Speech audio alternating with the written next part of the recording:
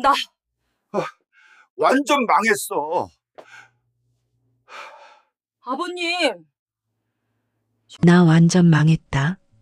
집도 뺏기고 이제 돈 한 푼 없어. 아버님, 세상 천지 어느 자식이 부모를 모르는 척합니까? 들어오세요. 충청도 깊은 골목 안쪽 낡은 반찬 가게 앞. 머리에 비듬이 허옇게 내려앉고 때국물이 흐르는 넝마를 걸친 노인. 누가 봐도 영락없는 노숙자입니다. 하지만 이 남자의 진짜 정체는 대한민국에서 손꼽히는 천억대 자산가, 금융업계의 거물 박태성 회장. 12년 전 가난하다는 이유로 매정하게 내쫓았던 며느리 이수진. 그녀를 다시 찾아온 박태성 회장의 손에는 세상에서 가장 더러운 옷이 걸려 있었습니다. 나 완전 망했다. 집도 뺏기고 돈 한 푼 없어. 태성은 거짓말로 수진을 시험하려 했습니다. 과연 이 며느리는 자신을 어떻게 대할까? 하지만 수진이 내민 그것을 본 순간 태성은 그 자리에서 통곡하며 무너져 내렸습니다. 이거 12년 동안 한 푼, 두 푼 모은 거예요. 아버님 건강하시라고. 낡은 통장 안에는 매달 10만 원, 20만 원씩 빼곡하게 쌓인 흔적, 그리고 저축란에 적힌 메시지들. 아버님 건강하세요. 우리 아버님 밥값. 하지만 충격은 여기서 끝이 아니었습니다. 태성이 알게 된 수진의 진짜 정체. 그것은 12년도 아닌 40년 전부터 시작된 운명의 비밀이었습니다. 이야기 시작 전 구독과 좋아요를 눌러주시고 지금 어디서 듣고 계신지 댓글 남겨주세요. 그곳으로 행운과 복이 가득하기를 기원하겠습니다. 그럼 지금 바로 시작합니다. 박태성은 대한민국에서 손꼽히는 금융그룹 회장. 평생을 오직 돈과 권력만 믿고 살아온 사람. 그의 눈에는 사람이 보이지 않았습니다.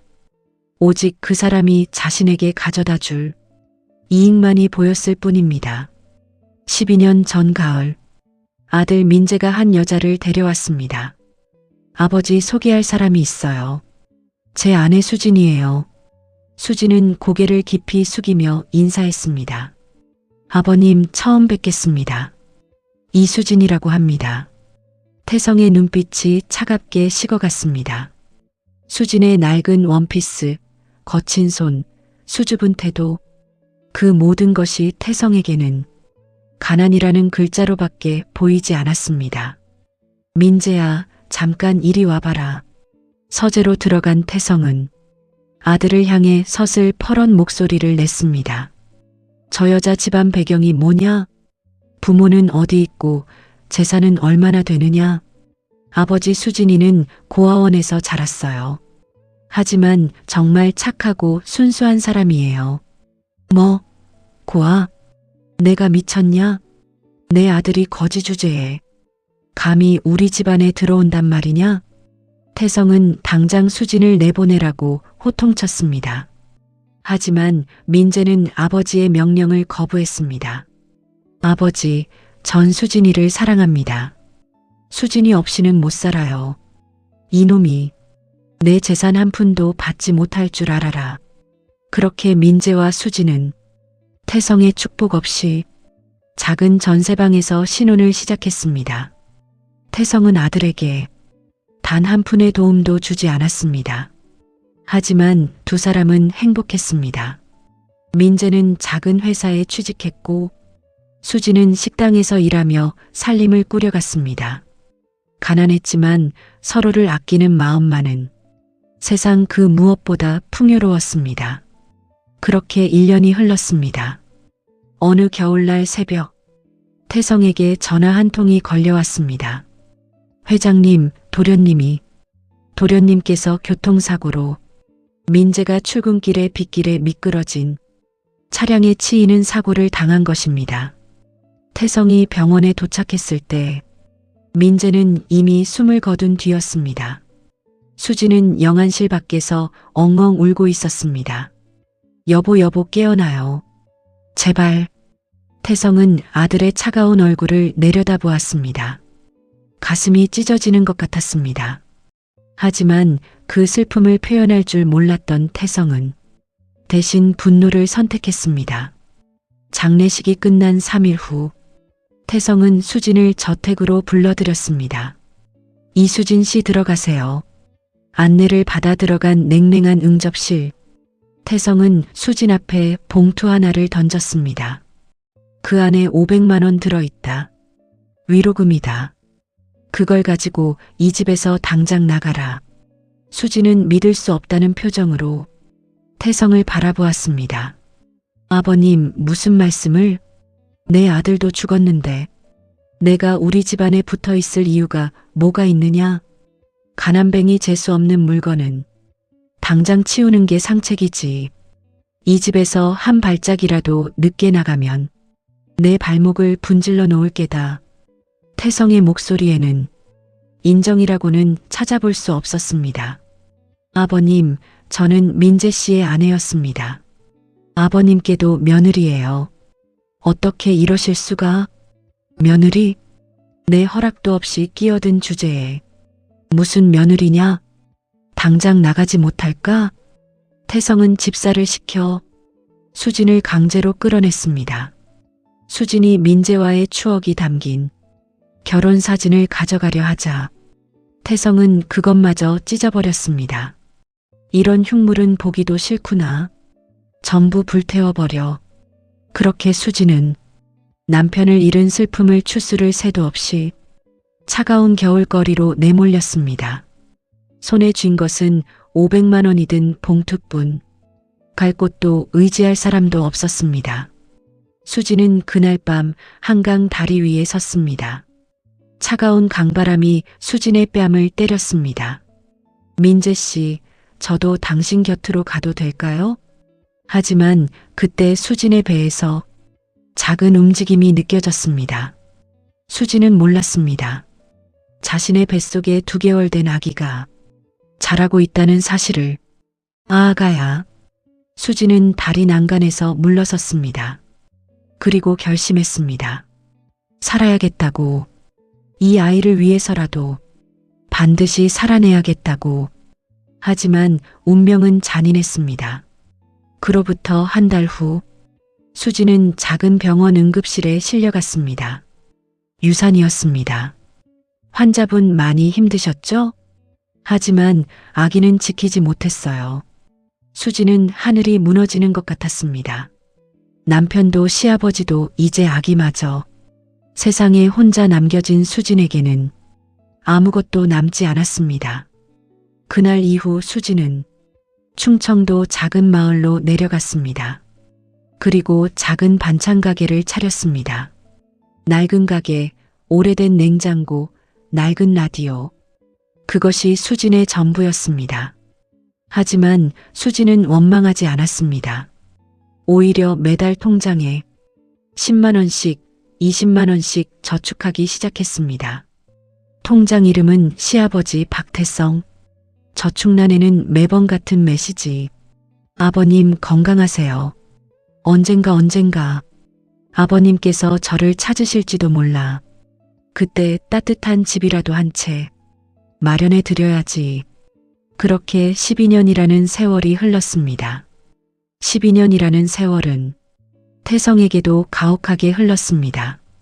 74세가 된 태성은 어느새 백발이 성성한 노인이 되어 있었습니다. 금융업계의 거물로 군림하며 수천억의 재산을 쌓아 올렸지만 태성의 마음속은 점점 텅 비어갔습니다. 회장실 거대한 책상 앞에 홀로 앉은 태성.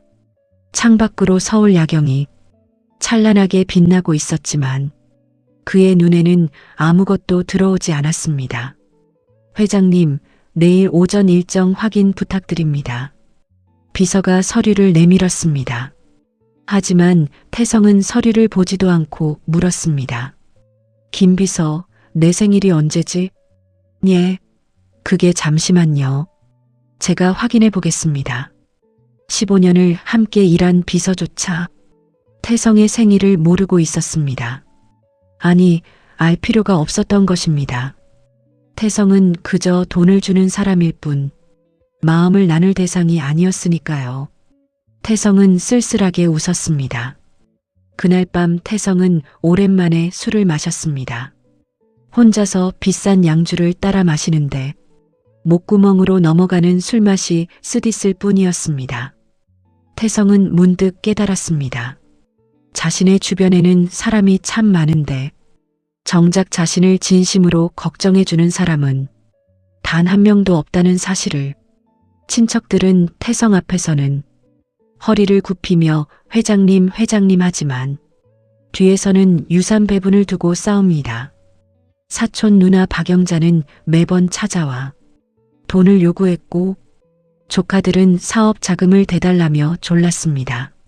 아니 태성아, 저번에 투자하신 그 빌딩 말이죠.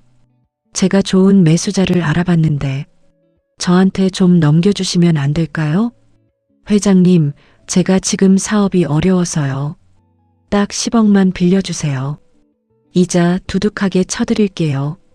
모두 태성의 돈만 바라볼 뿐 태성이라는 사람 자체에는 관심이 없었습니다. 어느 날 태성은 집안 서재에서 오래된 사진 한 장을 발견했습니다. 아들 민재와 수진이 함께 찍은 결혼 사진. 12년 전 찢어버리라고 명령했지만 집사가 몰래 보관해 두었던 것이었습니다. 사진 속 민재는 환하게 웃고 있었습니다. 그 옆에 선 수진은 수줍게 고개를 숙인 채 하지만 행복한 미소를 짓고 있었습니다. 민재야, 태성의 목이 메어왔습니다. 아들이 그토록 사랑했던 여자를 자신은 왜 그렇게 매몰차게 대했을까? 단지 가난하다는 이유만으로, 단지 집안 배경이 없다는 이유만으로 태성은 문득 궁금해졌습니다. 만약 내가 모든 것을 잃고 거지가 된다면 과연 누가 나를 반겨줄까? 내 재산이 아닌 나라는 사람을 봐주는 사람이 이 세상에 단 한 명이라도 있을까? 그날 밤 태성은 위험한 결심을 했습니다. 자신이 완전히 망했다는 소문을 퍼뜨리고 거지꼴로 변장해서 주변 사람들을 시험해 보기로 한 것입니다. 회장님, 정말 그러시겠습니까? 혹시라도 소문이 잘못 퍼지면. 비서는 걱정스러운 얼굴로 말렸지만 태성의 마음은 확고했습니다. 괜찮아. 내가 정말로 알고 싶은 게 있어. 이 세상에 진심이라는 게 정말 남아있는지 말이야. 며칠 후 태성은 서울 시내 곳곳에 자신이 사업 실패로 파산했다는 소문을 흘렸습니다. 금융업계는 발칵 뒤집혔습니다. 박태성 회장이 망했다더라. 투자 손실로 전 재산을 날렸대. 이제 집도 차압당하고 길거리 나앉았다던데. 소문은 빠르게 퍼져나갔습니다. 태성은 호화로운 저택을 몰래 빠져나와 가장 낡고 더러운 옷을 골라 입었습니다. 머리에는 일부러 비듬이 쌓이도록 며칠 동안 감지 않았고 얼굴에는 검을 묻혔습니다. 수염도 덥수룩하게 기르고 손톱 밑에도 때를 묻혔습니다. 거울 앞에 선 태성, 거기에는 누가 봐도 영락없는 노숙자의 모습이 비춰졌습니다. 이제 진짜 시험이 시작되는구나. 태성은 먼저 사촌 누나 박영자의 집을 찾아갔습니다. 평소 회장님 회장님 하며 극진히 대하던 그녀. 과연 지금의 자신을 어떻게 대할까? 태성이 영자의 저택 앞에 서자 경비원이 다가왔습니다. 어이 거지반. 여기가 어디라고 함부로 기웃거려. 저기 박영자 씨 좀 만나고 싶은데요. 뭐? 우리 사모님을 만나겠다고? 당장 썩 꺼지지 못해. 경비원은 태성을 밀쳐냈습니다. 하지만 태성은 포기하지 않았습니다. 영자 누나다. 박태성이다. 좀 나와봐. 태성의 목소리를 듣고 대문이 열렸습니다. 영자가 인상을 찌푸리며 나왔습니다. 누구야 이 시끄러운? 영자는 태성의 얼굴을 보고 잠시 놀란 표정을 지었습니다. 하지만 곧 표정이 싸늘하게 변했습니다. 태성아, 정말 망한 게 사실이구나. 소문으로만 들었는데. 태성은 영자의 손을 잡으려 했습니다. 영자 누나, 내가 지금 정말 힘들어. 하룻밤만 재워줄 수 없겠니? 하지만 영자는 태성의 손을 뿌리쳤습니다. 태성아, 미안하지만 우리 집에는 내가 들어갈 방이 없어. 그리고 우리 애들도 있고 남편도 싫어할 거야. 그러니까 다른 데 가봐. 영자 누나, 나 내 동생인데. 동생? 예전에 내가 사업 자금 빌려달라고 했을 때는 싹싹 맞게 거절하더니 이제 와서 동생 타령이야? 내가 이제 끝났으니까 나한테 의지하려는 거잖아. 그때 좀 잘해주지 그랬어. 영자는 대문 안으로 들어가며 집사에게 소리쳤습니다. 저 사람 다시는 우리 집 앞에 못 오게 해. 경찰 부를 거라고 전해. 쾅! 대문이 태성의 코앞에서 닫혔습니다. 태성은 차가운 대문짝을 바라보며 허탈하게 웃었습니다. 다음으로 찾아간 곳은 조카 현수의 사무실이었습니다. 현수는 평소 태성에게 사업 자금을 지원받으며 회장님은 저의 은인이십니다라고 입에 달고 살던 사람이었습니다. 태성이 사무실 문을 열고 들어서자 현수는 깜짝 놀라 일어섰습니다. 회장님, 그게 정말 소문이 사실이었네요. 현수야, 회장님이 지금 좀 힘들어서 그러는데. 회장님, 죄송하지만 저도 요즘 사업이 안 좋아서요. 그리고 솔직히 말씀드리면 회장님이 예전에 저한테 투자하신 거 사실 방제로 하신 거잖아요. 이젠 갚을 필요도 없는 것 같고요. 현수는 비웃듯 말했습니다. 그리고 회장님 사업 망했다고 저한테 와서 구걸하지 마세요. 저도 제 가족 먹여 살리기 바쁘거든요.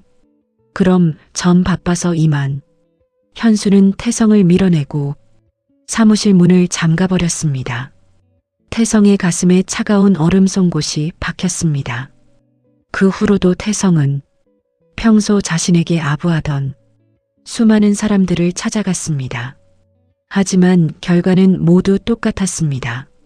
어떤 사람은 모른 척했고 어떤 사람은 욕을 퍼부었으며 어떤 사람은 소금을 뿌리며 액땜이라도 하듯 쫓아냈습니다. 회장님, 저리 가요? 망한 사람 기운받기 싫어요. 태성 형님, 미안하지만 우리 형제의 정은 여기까지인 것 같아요. 회장님, 예전에는 감사했습니다만 이제는 갈 길 가세요. 태성은 서울 거리를 비틀거리며 걸었습니다. 차가운 겨울바람이 넝마 사이로 파고들었지만 그보다 더 추운 것은 사람들의 외면이었습니다. 태성은 한강 다리 위에 섰습니다. 12년 전 수진이 섰던 바로 그 자리. 내가 평생 뭘 한 거지? 태성은 자신이 쌓아온 재산과 권력이 얼마나 허무한 것이었는지 뼈저리게 깨달았습니다. 그때 태성의 머릿속에 한 사람의 얼굴이 떠올랐습니다. 12년 전 자신이 가장 모질게 대했던 사람, 자신이 길거리로 내쫓았던 며느리 수진. 수진이는 나를 어떻게 대할까? 태성은 떨리는 손으로 비서에게 전화를 걸었습니다. 김 비서, 수진이. 내 며느리 이수진이가 지금 어디 사는지 알아봐. 예. 수진 사모님이요? 잠시만 기다리세요. 며칠 후 비서로부터 답변이 왔습니다. 회장님, 수진 사모님은 충청도의 작은 마을에서 반찬 가게를 운영하고 계십니다. 주소는? 태성은 주소를 받아 적었습니다. 그리고 마지막 시험을 준비했습니다. 수진이가 나를 외면한다면 그때는 정말로 이 세상에 진심이라는 건 없다고 믿어버릴 거다. 태성은 충청도행 버스에 올랐습니다. 넝마를 걸친 거지 노인의 모습으로 버스 안에서 사람들은 태성의 냄새에 코를 막으며 자리를 피했습니다. 하지만 태성은 아무렇지 않았습니다. 이미 이틀 동안 수많은 외면을 받으며 무뎌질 대로 무뎌진 마음이었으니까요.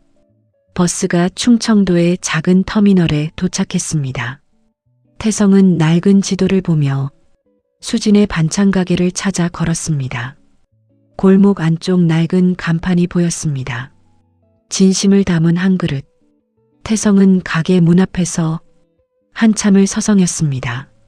두려웠습니다. 수진마저 자신을 외면한다면 정말로 자신에게는 아무도 남지 않을 것 같았기 때문입니다. 태성이 용기를 내어 가게 문 앞에 섰을 때 가게 안에서 따뜻한 목소리가 들려왔습니다. 어서 오세요. 그리고 문이 열리며 12년 만에 마주한 수진의 얼굴. 아버님, 세상 천지의 어느 자식이 부모를 모르는 척합니까? 어서 들어오세요. 찬바람이 있도록 찬데 왜 그러고 서 계세요? 수진은 태성의 거칠어진 손을 잡고 따뜻한 가게 안으로 이끌었습니다. 태성은 수진의 손길에 온몸이 얼어붙는 것 같았습니다. 12년 전 자신이 그토록 매몰차게 내쫓았던 그 며느리가 지금 거짓골로 나타난 자신을 마치 귀한 손님처럼 맞이하고 있었습니다. 수진은 태성의 모습을 보고도 눈 하나 깜빡하지 않았습니다. 오히려 태성이 감기에라도 걸릴까 노심초사하며 자신의 목에 감겨있던 낡은 목도리를 풀어 태성의 목에 감아주었습니다. 아버님, 얼굴이 왜 이리 상하셨어요? 우선 들어오셔서 뜨거운 반찬이라도 좀 드세요. 제가 금방 차려낼게요. 가게 안에는 구수한 된장 냄새가 가득했습니다. 낡은 라디오에서는 옛 가요가 흘러나오고 있었고 벽면에는 오래된 사진들이 걸려 있었습니다. 태성은 그중 한 액자를 발견하고 숨이 멎는 듯 했습니다. 12년 전 자신이 찢어버리라고 명령했던 민재와 수진의 결혼 사진. 수진은 그것을 몰래 지켜냈고 이렇게 가게 벽면에 정성스럽게 걸어두었던 것입니다. 태성의 가슴 한 구석이 찌릿하며 울렸습니다. 수진은 태성을 가게 구석에 가장 따뜻한 자리로 안내했습니다. 오래된 나무 의자와 테이블이었지만 깨끗하게 닦여 있었습니다. 아버님, 잠시만 기다리세요. 금방 드실 거 가져올게요. 수진이 주방으로 들어가고 난 뒤 태성은 가게 안을 둘러보았습니다. 작고 낡은 가게였지만 정성스러운 손길이 느껴졌습니다. 창가에는 작은 화분이 놓여 있었고 테이블 위에는 깨끗한 물컵이 준비되어 있었습니다. 벽면에는 손님들이 남긴 듯한 메모들이 붙어 있었습니다. 수진 씨, 오늘도 맛있게 잘 먹었습니다. 힘내세요. 세상에서 제일 따뜻한 반찬 가게 또 올게요. 사장님의 따뜻한 마음이 느껴지는 곳입니다. 태성은 그 메모들을 보며 복잡한 심정이 들었습니다. 자신이 내쫓았던 이 여자는 지난 12년 동안 이렇게 사람들에게 사랑받으며 살아왔던 것입니다. 하지만 태성의 머릿속에는 여전히 의심이 가득했습니다. 수진이 나를 알아본 걸까? 아니면 정말 모르는 걸까? 혹시 내가 아직 돈이 좀 남아있다고 생각하는 건 아닐까? 태성은 평생 사람을 의심하며 살아온 습관을 쉽게 버릴 수가 없었습니다. 잠시 후 수진이 쟁반을 들고 나왔습니다. 김이 모락모락 나는 반찬 한 그릇과 정갈한 밑반찬들, 그리고 따뜻한 보리차 한 잔. 수진은 태성 앞에 조심스럽게 상을 차렸습니다. 아버님, 많이 드세요. 정성껏 만들었어요. 태성은 물컵을 들어 한 모금 마셨습니다. 따뜻한 물이 목구멍을 타고 내려가며 얼어붙었던 몸이 천천히 녹는 것 같았습니다. 하지만 태성은 여전히 수진을 시험하고 싶었습니다. 수진의 진심이 진짜인지 아니면 거짓인지 확인하고 싶었습니다. 태성은 물컵을 식탁에 거칠게 내려놓으며 투명스럽게 말했습니다. 나 완전 망했다. 집도 뺏기고 돈 한 푼 없어서 길거리 전전하다 여기까지 온 거다. 나한테 바랄 거 하나도 없으니 헛수고하지 마라. 태성의 가시친 말. 12년 전 자신이 수진에게 퍼부었던 그 차가운 말투와 똑같았습니다. 하지만 수진은 전혀 놀라거나 실망하지 않았습니다. 오히려 잔잔하게 미소 지으며 대답했습니다. 돈이 무슨 상관인가요? 아버님은 제 남편의 아버지시고 저에게는 하나뿐인 어르신이신걸요. 배가 많이 고프실 텐데 말씀은 나중에 하시고 어서 드세요. 수진의 목소리에는 한 점의 거짓도 없었습니다. 태성은 수진의 맑은 눈동자를 바라보며 말문이 막혔습니다. 수진은 태성의 낡은 보따리를 조심스럽게 옆으로 치워두며 다시 주방으로 들어갔습니다. 태성은 떨리는 손으로 숟가락을 들었습니다. 뜨거운 반찬을 한 입 떠넣자 눈물이 날 것 같았습니다. 태성이 평생 먹어온 고급 호텔의 요리보다 이 작은 반찬 가게의 소박한 음식이 훨씬 더 따뜻하게 느껴졌습니다. 정성스럽게 담근 김치, 부드러운 나물 무침, 정성스럽게 삶아진 밥. 그 안에는 수진의 진심이 고스란히 담겨 있었습니다. 태성은 반찬을 먹다가 문득 시선을 들었습니다. 주방에서 수진이 무언가를 꺼내는 모습이 보였습니다. 수진은 다시 쟁반을 들고 나왔습니다. 이번에는 반찬이 아닌 다른 것이 놓여 있었습니다. 낡고 빛바랜 통장 하나. 태성은 눈을 가늘게 뜨며 수진을 바라보았습니다. 역시 돈을 요구하려는 속셈이었군. 태성의 입술이 일자로 굳게 다물어졌습니다. 하지만 수진이 통장을 태성 앞에 밀어놓으며 건넨 말은 태성의 예상을 완전히 뒤엎었습니다. 아버님, 이거 제가 12년 동안 한 푼, 두 푼 모은 거예요. 아버님 살아계실 때 언젠가 한 번은 뵙게 될 것 같아서 그때 오시면 따뜻한 집이라도 한 채 마련해 드리고 싶었거든요. 이제야 드릴 수 있게 되어 정말 다행입니다. 태성의 손이 멈췄습니다. 들고 있던 숟가락이 덜컥하고 떨어질 뻔했습니다. 뭐라고? 태성은 떨리는 손으로 통장을 집어들었습니다. 통장을 펼치는 순간 태성의 눈이 흔들리기 시작했습니다. 통장 안에는 12년 동안의 기록이 빼곡하게 적혀 있었습니다. 2013년 3월 15일 입금 10만 원, 2013년 4월 20일 입금 10만 원, 2013년 5월 18일 입금 15만 원, 2013년 6월 25일 입금 20만 원, 한 번도 거르지 않고 매달 10만 원에서 20만 원씩 꾸준히 입금된 흔적들, 그리고 통장 저축란에 매번 같은 글씨로 적힌 메시지들. 아버님 건강하세요. 우리 아버님 밥값. 아버님 겨울 나시길. 아버님 약값 보태기. 태성의 시야가 뿌옇게 흐려졌습니다. 수지는 태성 옆에 조용히 앉으며 말을 이었습니다. 아버님, 제가 처음에 이 동네 와서 반찬 가게 시작했을 때는 정말 힘들었어요. 하루 종일 일해도 5만 원, 10만 원 버는 게 고작이었죠. 그런데도 저는 매달 조금씩이라도 아버님을 위해 모았어요. 수진의 목소리는 담담했지만 그 안에는 12년의 세월이 고스란히 담겨 있었습니다. 아버님께서 저를 내보내실 때 저는 서운했어요. 정말 많이 아팠어요. 하지만 시간이 지나고 보니 알겠더라고요.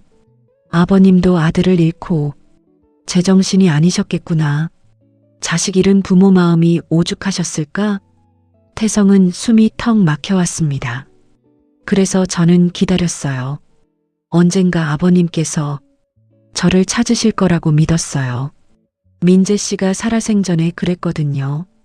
우리 아버지는 세상에서 제일 강해 보이지만 사실은 제일 외로운 분이라고. 그래서 제가 꼭 아버님 곁을 지켜드려야 한다고 신신당부했었거든요.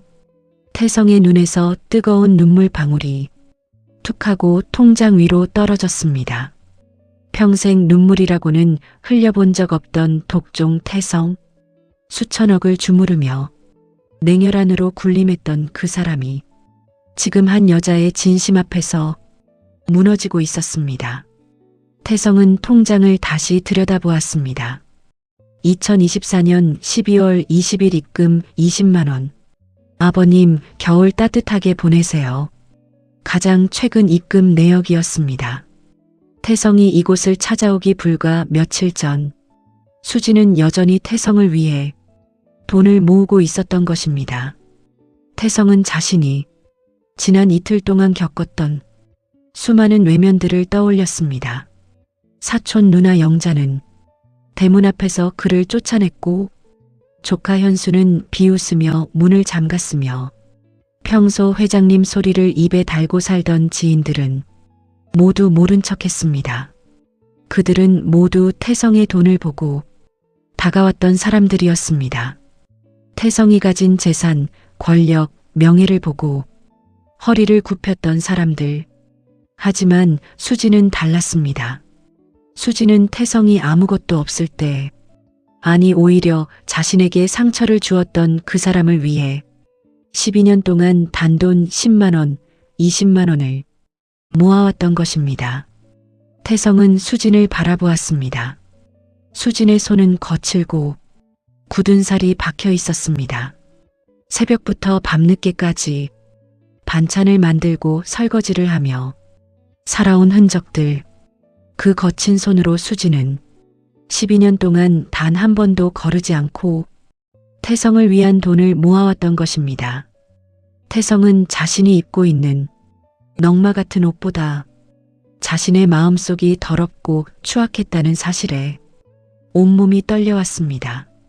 통장 안에 담긴 수진의 진심은 태성이 가진 수천억의 재산보다 훨씬 더 무겁고 거대하게 다가왔습니다. 수진은 아무 말 없이 태성의 거친 손을 가만히 맞잡았습니다. 아버님, 이제 걱정하지 마세요. 저 있잖아요. 제가 아버님 모실게요. 그 순간 태성은 더 이상 참을 수 없었습니다. 태성은 반찬 그릇에 얼굴을 묻은 채 어린아이처럼 엉엉 소리내어 울기 시작했습니다. 으아. 74세 노인의 울음소리가 작은 반찬가게 안을 가득 메웠습니다. 수지는 아무런 질문도 하지 않은 채 그저 태성의 야윈 등을 가만가만 쓰다듬어 주었습니다. 괜찮아요, 아버님. 다 괜찮아요. 이제 많이 힘드셨죠? 여기서 편히 쉬세요. 태성의 울음은 한참 동안 멈추지 않았습니다. 평생 돈으로 사람을 지배하고 권력으로 사람을 짓밟으며 살아온 그 세월. 하지만 진짜 자신을 봐주는 사람은 단 한 명도 없었던 그 외로움. 그 모든 것이 수진의 낡은 통장 한 권 앞에서 무너져 내렸습니다. 태성은 한참을 울고 나서야 겨우 진정할 수 있었습니다. 수진이 내준 따뜻한 보리차를 한 모금 마시자 목구멍을 타고 내려가는 온기가 차갑게 식어버렸던 태성의 심장까지 전달되는 기분이었습니다. 태성은 떨리는 목소리로 물었습니다. 수진아, 너는 내가 밉지도 않으냐? 너를 그렇게 내쫓고 연락 한 통 없던 내가 원망스럽지도 않아? 수진은 젓가락을 내려놓고 태성의 눈을 똑바로 바라보았습니다. 아버님, 사람은 누구나 실수를 하잖아요. 그리고 저는 믿었어요. 아버님이 언젠가는 저를 찾아오실 거라는 걸요. 수진의 맑은 눈망울에는 그 어떤 원망이나 계산도 들어있지 않았습니다. 순수한 진심만이 그곳에 있었습니다. 태성은 다시 한번 통장을 보았습니다. 그 통장은 단순한 돈 뭉치가 아니었습니다. 12년이라는 긴 세월 동안 수진이 태성을 위해 쌓아온 용서와 사랑의 증표였습니다. 태성은 결심했습니다. 이제 더 이상 거지 연기를 할 필요도, 사람들을 시험할 필요도 없었습니다. 태성은 수진의 진심을 확인했고, 동시에 자신의 삶이 얼마나 텅 비어 있었는지를 깨달았습니다. 하지만 태성은 아직 자신의 정체를 밝히지 않기로 했습니다. 수진이 보여준 이 순수한 배려를 조금 더 누리고 싶었고, 그녀에게 줄 더 큰 선물을 준비할 시간이 필요했기 때문입니다. 태성은 수진의 손을 꼭 잡으며 말했습니다. 수진아, 고맙다. 정말 고맙구나. 그날 밤 태성은 수진의 배려로 가게 안쪽에 딸린 작은 방에 몸을 뉘었습니다. 비좁지만 깨끗하게 정돈된 방. 이불에서는 햇볕 냄새가 났습니다. 태성은 천장을 바라보며 생각했습니다. 천억대 자산가의 화려한 침대보다 낡은 반찬가게 뒷방의 딱딱한 바닥이 훨씬 더 평온한 안식처가 되어주고 있었습니다. 태성은 수진이 건넨 그 낡은 통장을 가슴에 꼭 안았습니다. 그리고 아주 오랜만에 깊은 잠에 빠져들었습니다. 다음 날 새벽, 태성은 가게 밖에서 들려오는 소리에 잠에서 깼습니다. 도도독 도도독, 규칙적인 도마 소리였습니다. 태성이 방문을 조심스럽게 열고 나가자 수진은 이미 주방에서 새벽 준비를 하고 있었습니다. 새벽 4시, 수진은 큰 냄비에 육수를 끓이기 시작했습니다. 파와 마늘을 다듬고 반찬 재료를 손질하며 김치를 꺼내 담았습니다. 태성은 주방 입구에 서서 수진의 뒷모습을 바라보았습니다. 낡은 앞치마를 두른 수진의 손놀림은 빠르고 정확했습니다. 12년 동안 매일 같은 시간에 일어나 같은 일을 반복해온 사람의 숙련된 동작이었습니다. 아버님, 벌써 일어나셨어요? 조금 더 주무셔도 되는데. 수진은 태성을 보고 환하게 웃었습니다. 새벽의 피곤함 따위는 찾아볼 수 없는 맑은 미소였습니다. 아니다. 나도 일찍 일어나는 게 습관이라서. 태성은 거짓말을 했습니다. 사실 태성은 평생 늦잠을 자며 살아왔습니다. 아침에 눈을 뜨면 이미 비서가 모닝커피와 신문을 준비해 놓았고, 태성은 그저 침대에서 일어나 회장실로 가기만 하면 되었습니다. 하지만 지금 태성은 수진과 함께 새벽을 맞이하고 싶었습니다. 그럼 아버님, 저 좀 도와주실래요? 시장에 장 보러 가야 하거든요. 그래, 그렇지. 태성은 수진을 따라 작은 짐수레를 끌었습니다. 새벽 공기는 살을 애듯 차가웠습니다. 하지만 수진과 나란히 걷는 시장길은 태성이 평생 타본 그 어떤 고급 승용차의 뒷자리보다 따뜻했습니다. 시장에 도착하자 상인들이 수진을 반갑게 맞았습니다. 수진 씨, 오늘도 일찍 나왔네. 수진아, 오늘 우리 집 무 좀 가져가. 싱싱한 거 골라뒀어. 수진 씨, 돼지고기 좋은 부위 남겨뒀으니까 가져가. 수진은 상인들에게 태성을 소개했습니다. 다들 인사드려요. 우리 아버님이세요. 상인들은 태성의 낡은 옷차림에 잠시 당황하는 듯 했지만 수진의 진심 어린 눈빛을 보며 이내 따뜻한 인사를 건넸습니다. 아, 수진 씨 아버님이시구나. 어서 오세요, 아버님. 수진 씨가 효녀예요. 우리 시장에서 제일 착한 사람이죠. 맞아요. 수진 씨는 우리 동네 천사예요. 태성은 상인들의 말을 들으며 가슴이 뜨거워졌습니다. 시장을 다니며 태성은 수진이 얼마나 많은 사람들에게 사랑받고 있는지 알게 되었습니다. 수진은 채소 아줌마에게는 반찬을 공짜로 대접했고, 생선 가게 할아버지에게는 따뜻한 차를 사다 드렸으며 떡 장수 할머니에게는 무거운 짐을 대신 들어주었습니다. 수진아, 너 장사는 언제 하고 이렇게 남 도와주고 다니냐? 에이 뭐요? 다들 저한테 잘해주시는데 이 정도는 해야죠. 수진은 환하게 웃으며 대답했습니다. 장을 보고 돌아오는 길, 태성은 수진에게 물었습니다. 수진아, 너는 어떻게 그렇게 밝게 살 수 있느냐? 힘든 일도 많았을 텐데. 수진은 잠시 걸음을 멈추고 하늘을 올려다보았습니다. 아버님, 저도 처음에는 정말 힘들었어요. 민재 씨 떠나보내고 혼자 남았을 때는 하루하루가 지옥 같았죠. 그런데 어느 날 깨달았어요. 제가 슬퍼한다고 민재 씨가 돌아오는 건 아니잖아요. 그럼 차라리 웃으면서 살자. 민재 씨가 하늘에서 보시면 기뻐하실 테니까요. 수진의 목소리는 담담했지만 그 안에는 12년 동안 삭힌 깊은 슬픔과 성숙함이 배어 있었습니다.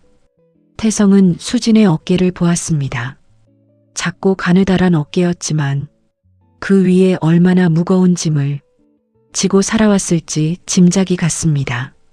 가게로 돌아온 후 태성은 수진이 일하는 모습을 가만히 지켜보았습니다.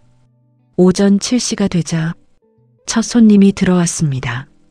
사장님, 반찬 몇 가지만 주세요. 네. 어서 오세요. 수진은 허리를 굽혀 정중히 인사했습니다. 손님이 자리에 앉자 수진은 뜨거운 물수건을 먼저 내왔습니다.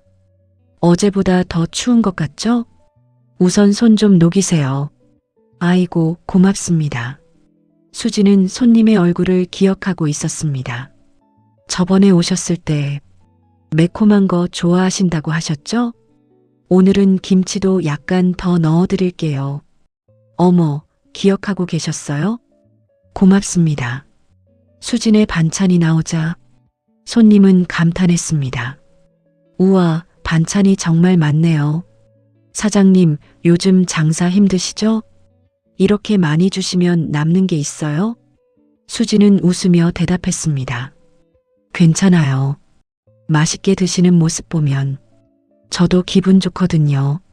손님이 반찬을 다 사고 나가며 계산을 하려 하자 수진은 손을 저었습니다.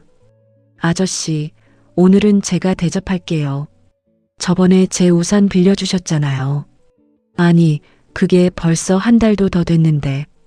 괜찮아요. 어서 가세요. 오늘도 좋은 하루 되세요. 태성은 수진의 모습을 보며 깊은 감동을 받았습니다. 수진은 단순히 반찬을 파는 것이 아니었습니다. 사람들에게 따뜻함을 전하고 있었습니다. 점심시간이 되자 가게는 손님들로 가득 찼습니다. 태성은 가만히 앉아만 있을 수가 없었습니다. 수진아, 내가 좀 도와줄게. 아버님 괜찮으세요? 쉬세요. 아니다. 내가 하고 싶어서 그런다. 태성은 앞치마를 두르고 수진을 도왔습니다. 평생 손끝에 물 한 방울 묻히지 않고 살아온 태성이었기에 모든 것이 서툴렀습니다. 그릇을 나르다가 비틀거렸고 물을 따르다가 쏟았으며 설거지를 하다가 그릇을 깨뜨리기도 했습니다. 아이고, 그릇이 바닥에 떨어지며 산산조각이 났습니다. 태성은 당황하며 수진을 바라보았습니다. 12년 전에 자신이었다면 비서가 실수라도 하면 호되게 질책했을 것입니다. 하지만 수진은 전혀 화를 내지 않았습니다. 괜찮아요, 아버님. 처음엔 다 그런 거죠. 제가 처음 시작했을 때는 하루에 그릇 10개도 더 깼어요. 수진은 웃으며 깨진 그릇을 치웠습니다. 태성의 눈시울이 붉어졌습니다. 점심 장사가 끝난 후 수진과 태성은 작은 식탁에 마주 앉았습니다. 수진이 태성을 위해 특별히 차린 밥상이었습니다. 따끈한 된장찌개, 고등어 조림, 나물무침, 김치, 소박하지만 정성이 가득한 한 상이었습니다. 아버님, 고등어 좋아하시잖아요. 태성은 깜짝 놀라 수진을 바라보았습니다. 내가 고등어를 좋아한다는 걸 어떻게 아느냐? 기억나세요? 12년 전 제가 처음 왔을 때 제가 준비한 음식 중에서 아버님이 유일하게 드셨던 게 고등어 조림이었어요. 다른 건 젓가락도 안 대셨는데 그것만 조금 드셨죠. 태성은 기억조차 가물가물한 일이었습니다. 하지만 수지는 그 작은 순간 하나를 보물처럼 간직하며 12년을 버틴 것이었습니다. 그리고 나물 무침도 좋아하시잖아요. 특히 시금치 나물이요. 너는 그런 것까지 다 기억하고 있었느냐? 네. 저한테는 아버님과 함께했던 시간이 소중했거든요. 태성은 숟가락을 들 수가 없었습니다. 가슴이 너무 벅차올라서 숨을 쉬기도 힘들었습니다. 수지는 태성의 밥그릇에 밥을 듬뿍 퍼주며 말했습니다. 아버님 많이 드세요. 살이 너무 빠지셨어요. 앞으로 제가 맛있는 거 많이 해드릴게요. 그날 오후 태성은 수진의 방을 청소하다가 낡은 상자 하나를 발견했습니다. 수진에게 물어보니 그것은 수진이 간직하고 있던 추억 상자라고 했습니다. 상자를 열자 그 안에는 오래된 물건들이 담겨 있었습니다. 민재가 수진에게 선물했던 낡은 목걸이, 두 사람이 함께 찍은 작은 사진들, 민재가 손으로 쓴 편지들, 그리고 그 밑에는 태성이 예상하지 못했던 것이 있었습니다. 12년 전 태성이 찢어버렸던 결혼 사진의 조각들이 봉투에 담겨 있었던 것입니다. 수지는 그 조각들을 하나하나 주워 모아 보관해 왔습니다. 수진아, 이건 아버님께서 찢으신 사진이에요. 저는 버릴 수가 없어서 모아뒀어요. 언젠가 아버님의 마음이 풀리시면 다시 붙여서 드리고 싶었거든요. 태성은 그 조각들을 보며 온몸이 떨렸습니다. 자신이 얼마나 잔인한 사람이었는지, 그리고 수진이 얼마나 깊은 사람인지 깨닫는 순간이었습니다. 저녁이 되자 수진은 다시 가게 문을 열었습니다. 저녁 손님들이 하나 둘 들어오기 시작했습니다. 그 중에는 허름한 옷을 입은 노인 한 분이 계셨습니다. 노인은 가게 문 앞에서 한참을 망설이다가 조심스럽게 들어왔습니다. 저기 반찬 조금만 주세요. 그런데 돈이 지금 3,000원밖에 없는데 수지는 환하게 웃으며 대답했습니다. 할아버지 들어오세요. 돈 걱정은 하지 마세요. 수지는 노인에게 반찬이 듬뿍 담긴 도시락을 내왔습니다. 노인은 눈물을 글썽이며 도시락을 받았습니다. 고맙습니다. 정말 고맙습니다. 태성은 수진에게 물었습니다. 수진아, 너는 저렇게 공짜로 주면 장사가 되겠느냐? 수진은 웃으며 대답했습니다. 아버님, 돈은 또 벌면 되잖아요. 하지만 저 할아버지는 오늘 저녁을 굶으실 뻔했어요. 제가 반찬 좀 대접하는 게 뭐 그리 어려운 일인가요? 태성은 수진의 말을 듣고 깊은 부끄러움을 느꼈습니다. 자신은 수천억을 가지고도 남에게 단 돈 베풀지 않았는데 수진은 하루 벌어 하루 먹고 사는 처지에도 늘 남을 먼저 생각하고 있었습니다. 그날 밤 가게 문을 닫고 난 후 수진은 태성에게 따뜻한 차를 내왔습니다. 아버님, 오늘 많이 힘드셨죠? 아니다.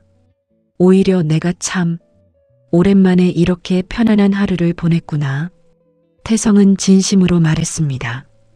회장실에서 수백억짜리 계약서에 사인하던 그 순간들보다 오늘 수진과 함께 설거지를 하고 손님을 맞이했던 시간이 훨씬 더 의미 있게 느껴졌습니다. 수진은 태성에게 낡은 담요를 건네며 말했습니다. 아버님, 밤에 춥지 않게 이거 덮고 주무세요. 내일은 제가 아버님 옷도 좀 사드릴게요. 수진아, 너는 나한테 왜 이렇게까지 잘해주느냐? 수진은 태성의 손을 꼭 잡으며 대답했습니다. 아버님은 제 가족이잖아요. 가족이 어려울 때 도와주는 게 당연한 거죠. 태성은 더 이상 참을 수 없었습니다. 태성은 혼자 방으로 들어가 품 안에서 휴대폰을 꺼냈습니다. 그리고 비서에게 조용히 전화를 걸었습니다. 나다, 지금 당장 수진이에 대해 알아봐라. 그 아이의 출생 기록, 고아원 기록 모든 것을 샅샅이 조사해. 그리고 태성은 잠시 숨을 고르며 말을 이었습니다. 그 아이 어머니 이름이 혹시 강민지가 아닌지 확인해봐라. 전화를 끄는 태성은 창밖을 바라보았습니다. 수진의 귀를 만지는 버릇, 오른쪽 입꼬리를 올리며 웃는 모습. 그 모든 것이 40년 전 자신이 버렸던 여자 강민지의 모습과 너무나 닮아 있었습니다. 설마 수진이가. 태성의 가슴이 두근거리기 시작했습니다. 만약 수진이 민지의 딸이라면 그것은 자신이 며느리로 들였던 그 아이가 사실은 자신의 친딸이라는 뜻이었습니다. 태성은 떨리는 손으로 수진이 건네주었던 그 낡은 통장을 다시 꺼내 들었습니다. 통장 뒷면에 작게 적힌 이름, 강민지. 태성의 눈앞이 아찔해졌습니다. 이틀 후 비서로부터 전화가 왔습니다. 태성은 수진이 주방에서 일하는 틈을 타 조용히 가게 밖으로 나왔습니다. 회장님, 조사 결과가 나왔습니다. 비서의 목소리는 심각했습니다. 말해봐. 수진 사모님의 어머니 성함이 강민지가 맞습니다. 1984년 출생 기록에 명확히 나와 있습니다. 그리고 비서는 잠시 말을 멈췄다가 이어갔습니다. 강민지 여사님은 수진 사모님을 낳은 지 3개월 만에 산후 합병증으로 돌아가셨습니다. 당시 병원비가 없어서 제대로 치료도 받지 못했다고 합니다. 수진 사모님은 그 후 고아원으로 보내졌고 태성은 휴대폰을 쥔 손이 부들부들 떨렸습니다. 유전자 검사는 했느냐? 예. 회장님께서 예전에 건강검진 받으실 때 보관된 샘플과 수진 사모님이 몇 년 전 독감 때문에 병원에서 검사 받으신 샘플을 비교했습니다. 결과는. 비서의 목소리가 떨렸습니다. 친자관계 성립 확률 99.99%입니다. 태성의 다리에 힘이 풀렸습니다. 벽에 기대지 않았다면 그 자리에 주저앉았을 것입니다. 회장님 괜찮으십니까? 그래, 알았다. 서류는 내게 직접 전달해라. 다른 사람은 절대 이 사실을 알아서는 안 된다. 전화를 끄는 태성은 골목벽에 등을 기댄 채 하늘을 올려다보았습니다. 차가운 겨울 하늘이. 태성의 눈에는 아무것도 보이지 않았습니다. 내가 내 친딸을 며느리로 들였고 그 아이를 다시 길거리로 내쫓았다. 태성의 머릿속이 하얘졌습니다. 태성은 40년 전 자신이 저질렀던 그 비겁한 과거를 떠올렸습니다. 40년 전 1984년 봄 34살의 태성은 아직 금융업계의 거물이 아니었습니다. 작은 증권회사의 평사원으로 일하며 언젠가는 크게 성공하겠다는 야망만 가득했던 시절이었습니다. 그때 태성은 한 여자를 만났습니다. 강민지. 민지는 작은 꽃집에서 일하는 평범한 아가씨였습니다. 가난했지만 맑은 눈을 가진 세상 그 무엇보다 순수한 사람이었습니다. 태성 씨, 오늘도 장미 한 송이 사러 오셨어요? 민지는 환하게 웃으며 태성을 맞이했습니다. 태성은 민지의 그 미소에 반해버렸습니다. 매일 퇴근길에 꽃집에 들러 장미 한 송이를 사며 민지와 이야기를 나누는 것이 태성의 유일한 낙이었습니다. 그렇게 1년이 흘렀고 두 사람은 사랑에 빠졌습니다. 민지야, 나랑 결혼하자. 내가 꼭 행복하게 해줄게. 태성 씨, 정말요? 민지는 눈물을 글썽이며 고개를 끄덕였습니다. 두 사람은 결혼을 약속했고 민지는 태성의 아이를 가졌습니다. 하지만 문제가 생겼습니다. 태성의 부모님이 민지를 만나고 나서 강력하게 반대한 것입니다. 태성아, 내가 미쳤냐? 그 여자 집안 배경이 뭐냐? 아버지도 없고 어머니만 계신 그 딴 집안과 혼인을 하겠다고? 아버지. 하지만 민지는 정말 좋은 사람이에요. 그리고 이미 아기도. 뭐? 아기? 이놈이 씨를 뿌려놨어. 당장 병원 보내서 없애. 우리 집안에 그런 천한 여자는 들릴 수 없다. 태성의 아버지는 호통을 쳤습니다. 태성은 고민에 빠졌습니다. 당시 태성의 아버지는 태성이 다니는 회사의 사장과 친분이 있었습니다. 아버지의 도움으로 태성은 승진 기회를 앞두고 있었고 큰 계약을 따낼 수 있는 기회도 있었습니다. 하지만 민지와 결혼한다면 그 모든 것을 포기해야 했습니다. 태성은 결국 비겁한 선택을 했습니다. 어느 비 오는 날, 태성은 민지를 찾아갔습니다. 민지야, 미안하다. 우리 헤어지자. 네. 무슨 소리예요, 태성 씨. 우리 아기는 어떡하고요? 민지는 배를 쓰다듬으며 울었습니다. 내가 당장 돈이 없어. 너와 아기를 책임질 수 없을 것 같아. 미안하다. 태성은 민지에게 50만 원을 건네고 돌아섰습니다. 태성 씨. 민지의 절규가 빗속에 울려 퍼졌지만 태성은 뒤돌아보지 않았습니다.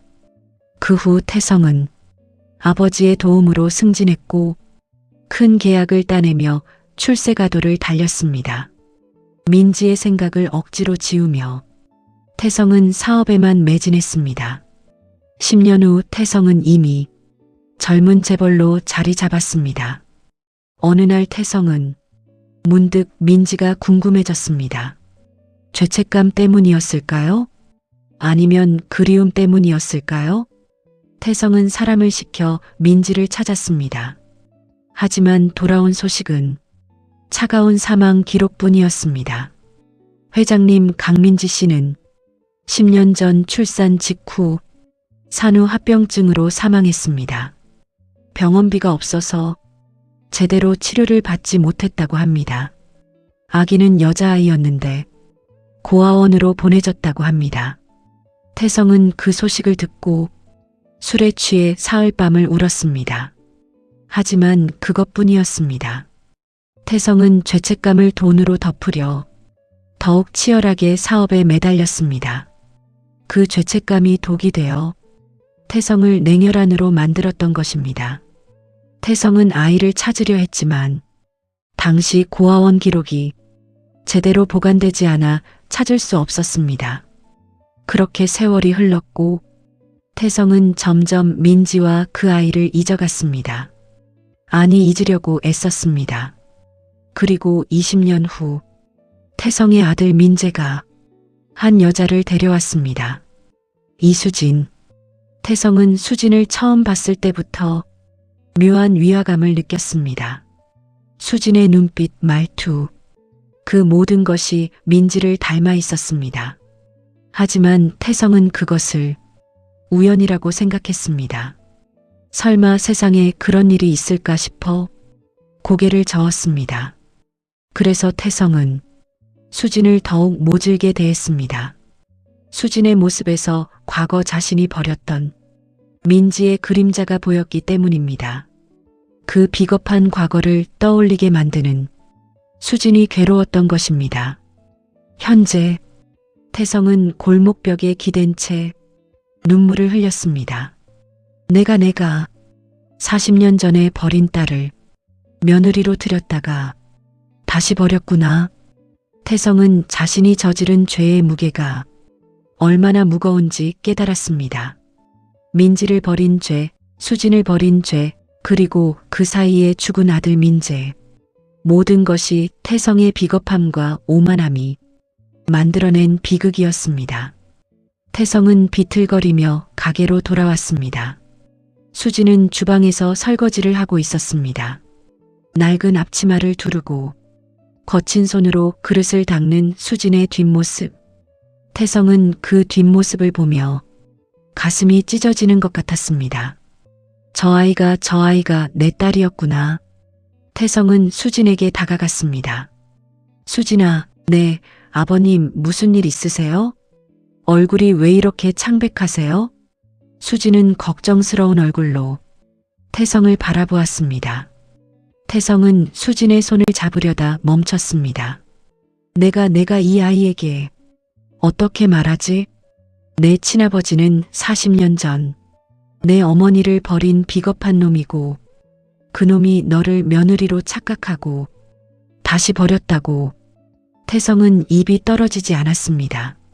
아, 아니다. 그냥 바람 쐬고 왔더니 좀 어지럽구나. 아이고, 아버님 어서 앉으세요. 제가 따뜻한 차 끓여드릴게요. 수진은 태성을 의자에 앉히고 차를 끓이러 갔습니다. 태성은 혼자 앉아 머리를 감싸쥐었습니다.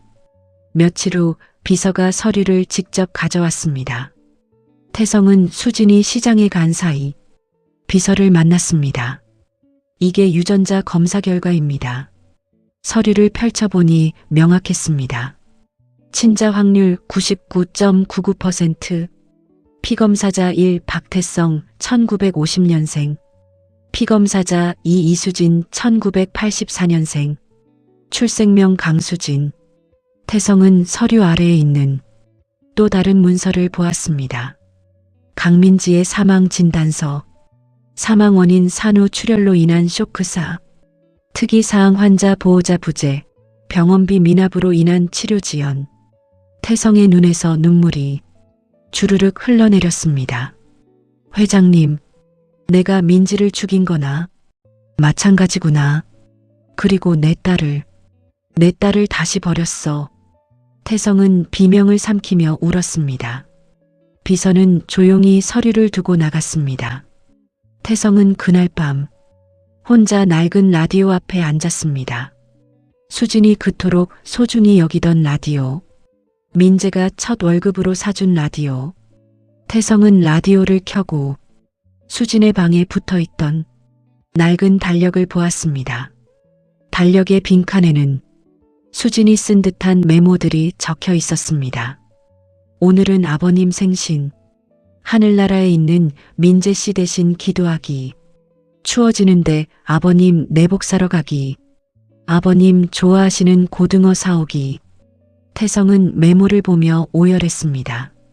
자신이 수천억의 돈을 굴리며 비싼 양주를 마시고 호텔 침대에 누워있을 때 수진은 이 작은 방에서 이름도 없는 전 시아버지, 아니 친아버지를 위해 기도를 올리고 있었던 것입니다. 다음 날 아침, 태성은 결심했습니다. 수진에게 진실을 말해야 한다고. 하지만 어떻게 말해야 할지 도무지 알 수가 없었습니다. 태성은 수진과 함께 아침 식사를 하며 여러 번 입을 열었다 닫았습니다. 아버님 왜 그러세요? 뭔가 할 말씀이 있으신 것 같은데. 수진아, 사실은. 태성이 말을 꺼내려는 순간 가게 밖이 갑자기 시끄러워졌습니다. 아, 이수진 나와. 익숙한 목소리였습니다.